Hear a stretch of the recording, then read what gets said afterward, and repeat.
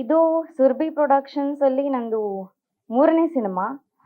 First ಬಂದ್ಬಿಟ್ಟು ಉಗ್ರ ಗುಣಂ ಅಂತ ಹೇಳಿ, ಅದ್ರಲ್ಲಿ ನಾನು ಆ್ಯಕ್ಟ್ ಮಾಡಿದ್ದೀನಿ. ನೆಕ್ಸ್ಟ್ ಉಗ್ರ ತಾಂಡವ ಅಂತ ಹೇಳ್ಬಿಟ್ಟು ನಮ್ಮ ಸರ್ ನನಗೆ ಹೀರೋಯಿನ್ ಆಗಿ ಅವಕಾಶ ಕೊಟ್ಟರು.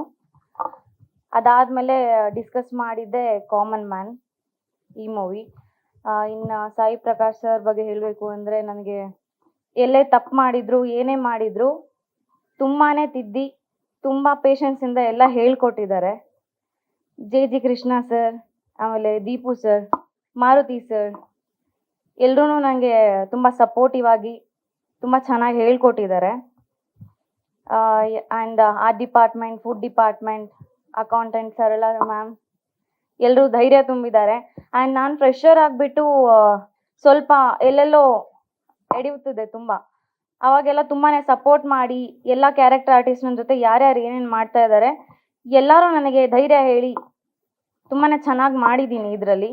ಆ್ಯಂಡ್ ಕಾಮನ್ ಮ್ಯಾನ್ ಮೂವಿ ನನಗೆ ಒಳ್ಳೆ ಹೆಸರು ತಂದು ಕೊಡುತ್ತೆ ಅಂತ ಅಂದ್ಕೊಂಡಿದ್ದೀನಿ. Thank you so much every one.